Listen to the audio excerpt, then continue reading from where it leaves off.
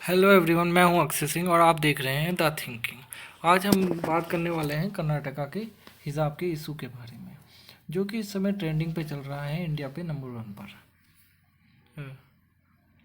आगे बहुत सारे लोगों का ये क्वेश्चन था कि सिखों को तो दिया जाता है राइट उनकी पगड़ी पहनने का, पग पहनने का, लेकिन मोमडन्स को क्यों नहीं दिया गया है हिजाब पहनने का राइट? क्योंकि सिखों में कंपलसरी होता है पग पहनने का राइट, और मोमडन्स में नहीं होता है कंपलसरी हिजाब पहनने का। फ़िलहाल अभी तक तो कोर्ट के अकॉर्डिंग नहीं है। अब आगे देखा जाएगा कि जो भी कोर्ट का फैसला आएगा उसके अकॉर्डिंग होगा। 2018 में भी फातिमा और केरला स्टेट के में ऐसा ही एक केस आया था, लेकिन उस समय जो स्कूल था वो क्रिश्चियन स्कूल था। तो इस समय कोर्ट के द्वारा ये कहा गया कि ये देखा गया कि जो क्रिश्चियन स्कूल्स होते हैं उन्हें गवर्नमेंट स्कूल से ज़्यादा राइट होता है, तो इस केस को उस केस की तरह नहीं देखा जाए। इसलिए केरला हाई कोर्ट ने जो भी अपने डॉक्यूमेंट्स वगैरह थे वो कर्नाटक हाई कोर्ट में सबमिट कर दिए हैं। और जहाँ तक ये लगता है कि ये केस उस केस से अलग तरीके से देखा जाएगा और फिर इस केस की सुनवाई होगी। 2016 में 3 बजे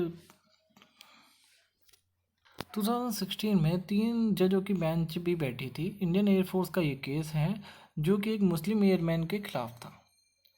मुस्लिम एयरमैन ने इंडियन एयरफोर्स के खिलाफ सुप्रीम कोर्ट में पीआईएल दायर कर दी थी, क्योंकि ये इंडियन एयरफोर्स ने regulation 425 arm forces regulation act का वायलेशन किया था। क्योंकि मुस्लिम एयरमैन ने बड़ी सी दाढ़ी रखी थी, बियर्ड रखी हुई थी, और उसने ये कहा था कि सिखों को अलाउ है और हमें अलाउ नहीं है।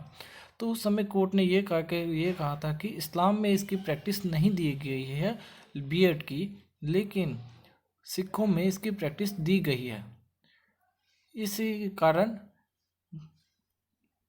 कारण एयरफोर्स और आर्म फोर्सेस में सिखों को अलाउ है और मोमडन्स को अलाउ नहीं है बियर्ड रखना। आगे हम देखते हैं पाकिस्तान के जो फॉरेन मिनिस्टर है शाह मोहम्मद कुरैशी। इन्होंने यहाँ पे ये कहा गया है कि मुस्लिम गर्ल्स को एजुकेशन राइट नहीं दिया जा रहा, उनके फंडामेंटल ह्यूमन राइट से नहीं दिए जा रहे हैं इंडिया में। ये एक अलग ही ट्रैक पे ले गए हैं इंडिया को बदनाम करने के लिए इस सारे मुद्दे को। और हम देख सकते हैं कि ढाका, जो कि बांग्लादेश ने भी इसका सपोर्ट किया गया है, जो कि हमारा पड़ोसी देश है और बहुत ही अच्छे संबंध भी रहे हैं इनसे, लेकिन फिर भी यहाँ पे इनका सपोर्ट किया गया है इनके द्वारा। टीआरटी वर्ल्ड, जो कि टर्की का एक न्यूज़पेपर है, यहाँ भी इन्हें सपोर्ट मिला है काफ़ी हद तक। देखा जाने वाली बात यह है कि ये पूरे के पूरे जो देश है ये एक इस्लामिक कंट्रीज है। नहीं तो ये सेकुलरिज्म के ऊपर जो भी ये बातें कह रहे हैं वो गलत है, क्योंकि इनके अपने देश में ही किसी और रिलीजियस को एक हाई पोस्ट पे, एक अच्छे पायदान पर नहीं रखा जाता है। ऐसा है क्योंकि ये इस्लामिक कंट्री है, इनकी कंट्री का ही रिलीजियस इस्लामिक है, और ये इस मामले में इंडिया को सजेशन दे रहे हैं। फ्रांस में पहले ही बैन हो चुका है हिजाब, और स्विट्ज़रलैंड में वोटिंग हो गई थी 2021 में मार्च 18 को, और इस वोटिंग के बाद बहुत सारी रिस्ट्रिक्शन लग गई थी हिजाब के ऊपर। देखा जाने वाली बात है सारी यूरोपियन कंट्रीज़ ने इसका विरोध किया है, लेकिन इस समय अमेरिका ने इसका बहुत ही अच्छे तरीके से इसका वो किया है, सपोर्ट किया है, जो कि इंडिया के लिए अच्छी बात नहीं, जो कि इंडिया को प्रेशराइज कर सकता है। आप देखा जाने वाली बात है office of international religious freedom, ये अमेरिका में एक अलग द्वारा संस्था होती है जो कि सारे मामले को देखती है। इनके जो हेड हैं, इनके हेड ने यहाँ पे ट्विटर में साफ तौर पे लिखा है कि जो ये religious freedom include the ability to choose one's religious attire, the India state of Karnataka should not determine permissible of religious clothing.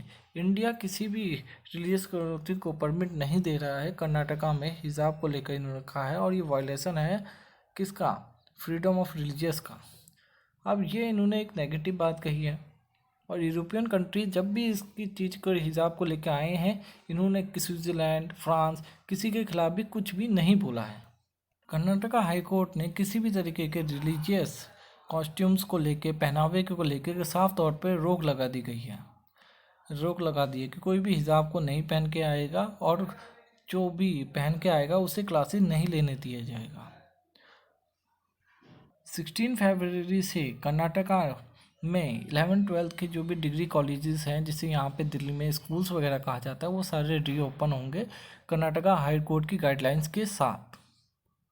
मेरा मानना ये है कि किसी भी मज़हब को, चाहे वो हिंदू हो, मुस्लिम हो, चाहे वो कोई भी मज़हब हो, उन्हें इस तरीके से अलग अलग पहनावा नहीं पहन के आना चाहिए, क्योंकि इससे डिस्क्रिमिनेट होता है, इक्वलिटी करने में प्रॉब्लम होती है, प्रॉब्लम्स का फेस करना पड़ेगा। फिर ड्रेस कोड का फ़ायदा क्या रह जाएगा। मैं कर्नाटका सरकार के पक्ष में मुझे ये मामला लगता है। आपको क्या लगता है, आप कमेंट बॉक्स में लिख के बताइए, और द थिंकिंग को सब्सक्राइब और लाइक करना ना भूलिए।